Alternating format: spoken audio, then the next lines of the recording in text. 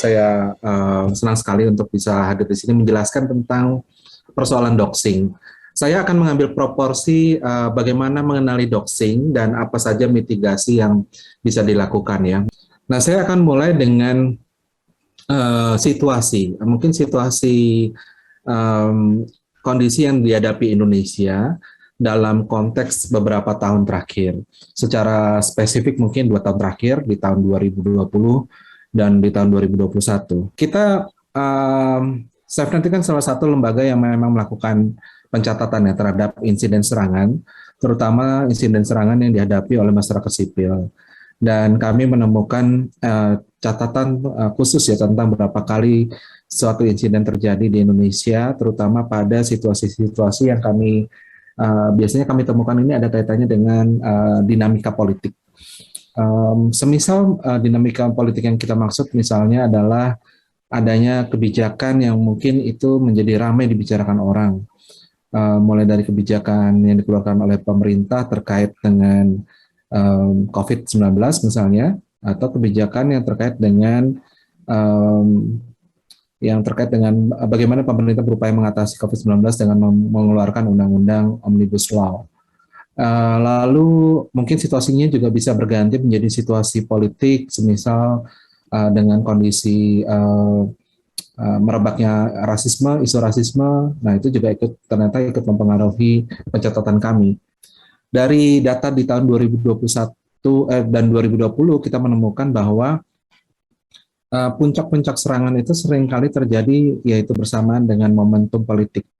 Jadi ada satu pandangan yang beredar di kami, di para peneliti setelah melihat data tersebut, memperlihatkan bahwa situasi motif politik itu ikut mendukung banyaknya serangan siber yang terjadi.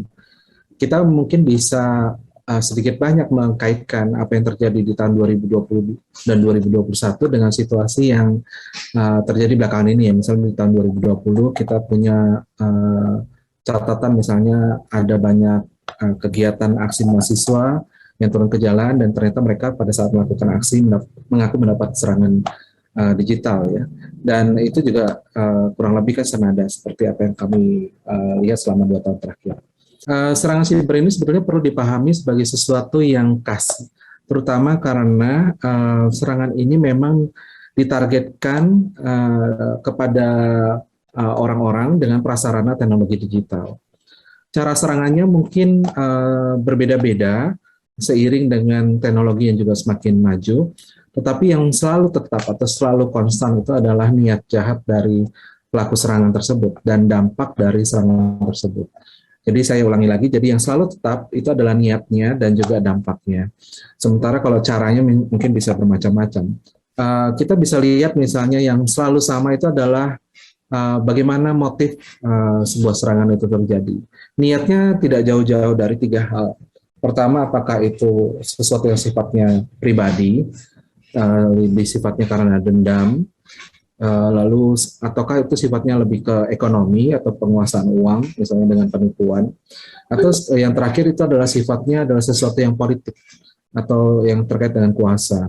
Dari situ sebetulnya nanti kita bisa melakukan sebuah pemolaan terhadap serangan-serangan siber yang terjadi, apakah itu sebuah serangan yang sifatnya ingin menguasai barang atau milik seseorang, yaitu dalam motif uang, atau sebetulnya ini motif yang bukan motifnya uang, tetapi sesuatu yang sifatnya lebih ke menguasai diri seseorang ya, jadi lebih ke motif politik.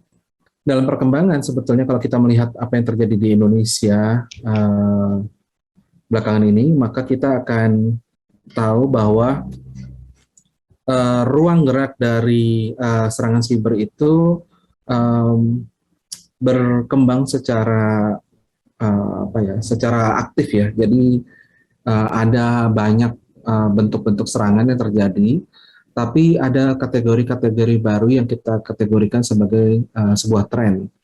Tren yang baru misalnya adalah online trolling, yaitu upaya untuk misalnya mengganggu seseorang pada saat dia sedang mengangkat satu isu gitu ya, kemudian dia diganggu dan membuat orang tersebut kemudian tidak fokus lagi pada apa yang ingin disampaikan, tapi sibuk malah menjawab gangguan tersebut ya. Orang-orang suka bilang pakai istilah zaman sekarang misalnya ini disebut dengan serangan yang sifatnya sampai ke mental ya. Jadi orangnya sampai kena mentalnya dan kemudian dia jadi marah karena diganggu di ruang siber. Tapi juga ada serangan yang kita bahas di siang hari ini itu tentang doxing, sesuatu yang benar sekali ini sebenarnya sudah lama, tetapi dia sebagai sebuah serangan dia berevolusi. Ada bentuk-bentuk baru yang saya rasa menarik untuk dilihat dan ditemukan sebagai sebuah kekhasan doxing di Indonesia dibandingkan misalnya dengan doxing yang berkembang di luar negeri. Tapi secara inti dia tidak jauh berubah. Doxing sendiri sebetulnya ada singkatan dari dropping documents atau istilahnya adalah membongkar dokumen-dokumen dan informasi yang disebarkan oleh doxer ini atau pelaku doxing bisa saja berasal dari informasi yang tersedia secara publik atau dia misalnya melakukan riset terhadap data-data dokumen publik atau melakukan dengan cara melakukan akses yang tidak secara ilegal ya terhadap database atau sistem komputer, jadi melakukan secara doxing. Lalu yang selanjutnya ada tentang disinformasi, peretasan akun, pemindahan akun, telepon gelap, robocalls, dan amok siber. Saya tidak akan bahas satu persatu, tapi lebih sifatnya nanti menjelaskan kaitan dengan serangan siber ini dengan doxing. Kenapa doxing kami kategorikan sebagai sebuah serangan? Karena memang kita melihat dia tidak semata-mata ya dilakukan secara sebagai perbuatan yang iseng gitu ya, tetapi dia ada intensinya. Jadi doxing ini adalah sebuah upaya mengungkap sebuah identitas seseorang, data informasi dan detail-detail lainnya tanpa persetujuan. Dan ini dilakukan dengan tujuan atau sesuatu yang sifatnya punya tujuan. Tujuan yang kami maksud misalnya tujuan jahat. Dari tipologi sebetulnya doxing itu tidak bisa dikategorikan sebagai serangan yang sangat keras ya dibandingkan misalnya dengan hacking atau serangan denial of services atau DDoS. Dia sifatnya adalah sesuatu yang sifatnya soft, tetapi sekalipun demikian bukan berarti serangan-serangan doxing ini adalah serangan yang bisa kita kesampingkan. Jadi nanti pasti ada dampak yang ditimbulkan dari serangan doxing. Jadi serangan doxing itu setara dengan serangan demotivasi, serangan motif politik, atau serangan-serangan yang sifatnya psikologis. Nah, di mana doxing kami tempatkan dalam konteks Indonesia dan konteks pembicaraan hari ini adalah doxing itu kan sebetulnya menjadi berbahaya ketika dia digunakan atau diarahkan pada kelompok kritis ya. Dan sebetulnya yang ada satu istilah yang digunakan oleh Citizen Lab, dia menggunakan istilah targeted digital attacks atau kita Indonesiakan sebagai serangan siber terarah. Itu adalah sebuah serangan yang memang ditujukan secara terarah dan sistematis untuk menarget pada individu, kelompok, organisasi atau komunitas tertentu, terutama yang bergerak dalam isu-isu publik, misalnya akademisi, jurnalis, aktivis mahasiswa, pembela HAM, pejuang masyarakat adat, aktivis lingkungan, aktivis anti korupsi, perempuan, dan lain-lain. Yang menarik bahwa semua ini motifnya adalah tujuan politik. Saya ingin menunjukkan kepada teman-teman bahwa doxing itu masuk dalam kategori dua besar persoalan yang dihadapi oleh jurnalis di Indonesia. Yang pertama memang mereka paling sering menghadapi pemidanaan, tapi doxing ini adalah dalam kategori kedua. Dalam riset kami di tahun 2021 memperlihatkan doxing ini masuk dalam kategori ikut juga dialami oleh para jurnalis, masuk dalam kategori 25 serangan yang dialami oleh jurnalis. Doxing yang terjadi di Indonesia itu cukup banyak dan bagus bahwa dengan contoh yang cukup banyak ini kita bisa melakukan kategorisasi. Jadi kalau dilihat dari kategorisasi sebetulnya tiga jenis doxing yang lazim dikenal di dunia itu ada legitimasi, deanonymisasi, dan juga penargetan. Maka yang terjadi pada wartawan di Indonesia itu lebih banyak adalah doxing yang sifatnya adalah delegitimasi, yaitu upaya untuk membuat jurnalis tersebut tidak dipercaya. Lalu kemudian yang nomor dua yang sering kali dialami oleh jurnalis di Indonesia adalah doxing-doxing yang sifatnya adalah penargetan. Jadi dia menjadi target dari mungkin kejahatan jenis lain. Semisal kejahatan jenis lain itu adalah persekusi. Kalau kita lihat berdasarkan pelaku, dan ini kita alami di Indonesia ya, bahwa berdasarkan jumlah kita bisa upaya bedakan misalnya apakah yang didoxing itu sendirian, pelakunya itu adalah sendirian atau pelakunya itu sebetulnya sebuah kelompok kerja. Kelompok kerja yang kami maksud itu misalnya itu adalah sebuah tim gitu ya yang bekerja sama untuk membongkar sebuah dokumen terhadap target.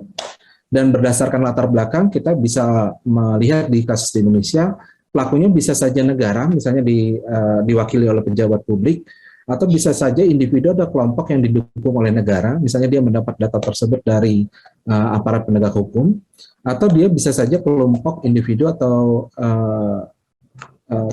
yang non negara jadi non state. Dan dari cara kerjanya kita bisa lihat ada yang caranya masih mengikuti cara cyber stalking, yaitu dengan social engineering, jadi melakukan profiling terhadap orang tersebut berdasarkan data yang tersebar di internet, tetapi bisa juga memanfaatkan teknologi yang cukup sophisticated ya, atau cukup canggih, bisa memakai data dari orang dalam, atau bisa menanam malware atau menggunakan open source intelligence. Apa yang bisa kita lakukan? Jadi ada sejumlah hal yang bisa dilakukan oleh individual, tetapi tekanan saya pada hari ini karena kesempatan ini adalah kesempatan yang baik, bahwa kita perlu berpikir bahwa penanganan terhadap doxing itu harus melibatkan organisasi di tempat di mana jurnalis bekerja dan juga organisasi tempat di mana jurnalis itu biasanya berkomunitas. Maka di bagian selanjutnya, setelah mitigasi doxing, saya akan ngajak untuk melihat apa yang bisa dilakukan oleh media tempat bekerja. Terutama misalnya advokasi yang bisa dilakukan oleh organisasi, misalnya tempat media bekerja itu harus ikut memantau tingkat ancaman pada korban doxing, karena korbannya adalah jurnalis. Lalu bisa yang kedua adalah memberi respon cepat dengan mengeluarkan alert ya kepada publik atau melakukan siaran pers. Lalu yang ketiga bisa membantu melaporkan akun pelaku atau postingan tindakan doxing tersebut kepada penyedia platform. Dan yang keempat menyediakan rumah aman bagi korban dan keluarganya apabila pelaku doxing membuka alamat rumah. Dan yang kelima adalah memberikan pendampingan litigasi untuk korban melapor ke aparat hukum apabila doxing mengancam pada keselamatan jiwa. Dan terakhir, ada contoh menarik yang dilakukan oleh Australia. Jadi Australia itu punya lembaga yang namanya eSafety.gov.au. Jadi dia adalah organisasi independen yang bertanggung jawab pada keselamatan publik di digital. Itu menjadi sebuah organisasi yang menjadi payung dari langkah-langkah advokasi yang bisa dilakukan di tingkat negara ya. Saya rasa yang baik bahwa kalau kita sudah mendorong ini di level individu, lalu sudah mendorong ini di level organisasi, maka bagus misalnya selevel Dewan Pers bisa melakukan upaya pendorongan perlindungan terhadap doxing di tingkat state level, jadi di tingkat negara.